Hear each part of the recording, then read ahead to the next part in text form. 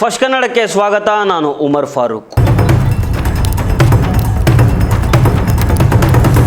ಈ ಜಗತ್ತಿನಲ್ಲಿ ಹುಡ್ತಾನೆ ಯಾರೂ ಅಪರಾಧಿ ಆಗಿರೋದಿಲ್ಲ. ಆದರೆ ಆ ಸಮಯ, ಸಂದರ್ಭ ಮತ್ತು ಹಣದ ಮೇಲಿನ ವ್ಯಾಮೋಹ ಮನುಷ್ಯನನ್ನು ಯಾವ ಹಂತಕ್ಕೆ ಬೇಕಾದರೂ ಕರೆದುಕೊಂಡು ಹೋಗಬಲ್ಲದು.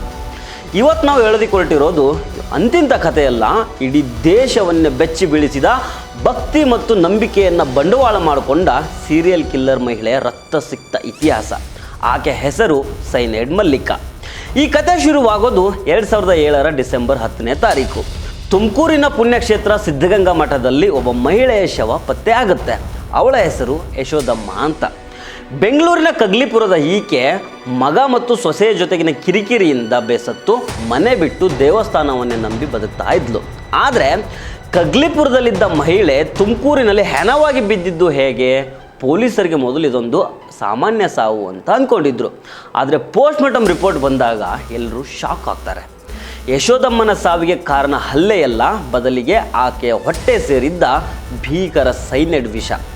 ಪೊಲೀಸರು ತನಿಖೆಯನ್ನು ಚುರುಕುಗೊಳಿಸಿದಾಗ ಯಶೋದಮ್ಮನ ಮನೆಯ ಸಮೀಪದ ಕಿರಾಣಿ ಅಂಗಡಿಯವನು ಒಂದು ಮುಖ್ಯ ವಿಷಯವನ್ನು ಹೇಳ್ತಾನೆ.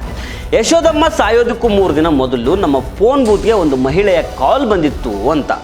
ಆ ಫೋನ್ ನಂಬರ್ ಬೆನ್ನತ್ತಿದ ಪೊಲೀಸರಿಗೆ ಒಂದು ವಿಚಿತ್ರ ಸತ್ಯ ತಿಳಿಯುತ್ತೆ. ಆ ನಂಬರು ಒಬ್ಬ ಹೂ ಮಾರುವ ಮುದುಕಿಯದ್ದಾಗಿರುತ್ತೆ. ಆ ಮುದುಕಿ ಹೇಳೋ ಪ್ರಕಾರ ಯಾರೋ ಒಬ್ಬಳು ಮಹಿಳೆ ಅರ್ಜೆಂಟ್ ಕೆಲಸ ಇದೆ ಅಂತ ಫೋನ್ ಇಸ್ಕೊಂಡು ವಾಪಸ್ ಕೊಡದೆ ಓಡೋಗಿದ್ಲಂತೆ. ಆ ಮೊಬೈಲು ಸ್ವಲ್ಪ ದಿನ ಸ್ವಿಚ್ ಆಫ್ ಆಗಿತ್ತು, ನಂತರ ಮತ್ತೆ ಆನ್ ಆಗುತ್ತೆ. ಪೊಲೀಸರು ಕಾದು ಕುಳಿತಾಗ ಒಂದು ದಿನ ಆ ಮೊಬೈಲ್ಗೆ ಕಾಲ್ ಬರುತ್ತೆ. ಮಗ, ನಾಳೆ ಅಲ್ಲಿಗೆ ಬಂದ್ಬಿಡು, ನಾನು ಅದನ್ನು ತಗೊಂಬರ್ತೀನಿ ಅನ್ನೋ ಮಾತು ಕೇಳಿಸುತ್ತೆ. ಪೊಲೀಸರು ಇದನ್ನು ಟ್ರ್ಯಾಪ್ ಹಾಕಿ ಆ ಮಹಿಳೆಯನ್ನು ಹಿಡಿತಾರೆ. ಪೊಲೀಸರ ಕೈಗೆ ಸಿಕ್ಕಿಬಿದ್ದ ಆ ಮಹಿಳೆಯ ಹೆಸರೇ KD Kempamma alias cyanide Mallika. ಈಕೆ ಹಿನ್ನೆಲೆಯನ್ನು ನೋಡಿದರೆ ನಿಮಗೆ ಅಚ್ಚರಿ ಆಗೋದಂತೂ ಖಂಡಿತ. ಬಡತನದಲ್ಲಿ ಹುಟ್ಟಿದ ಈಕೆಗೆ ಚಿಕ್ಕಂದಿನಿಂದಾನೇ ಶ್ರೀಮಂತರಾಗಬೇಕು ಅನ್ನೋ ಹಪಾಪಿ ಇರುತ್ತೆ. ಮದುವೆ ಆದ ಗಂಡ ಕುಡುಕ ಆಗಿರ್ತಾನೆ, ಸಂಸಾರದಲ್ಲಿ ನೆಮ್ಮದಿ ಇರೋದಿಲ್ಲ. ಹಣಕ್ಕೋಸ್ಕರ ಬೇರೆಯವರ ಮನೆಯಲ್ಲಿ ಕಳ್ಳತನ ಮಾಡಿ ಜೈಲಿಗೂ ಹೋಗಿ ಬಂದಿರ್ತಾಳೆ.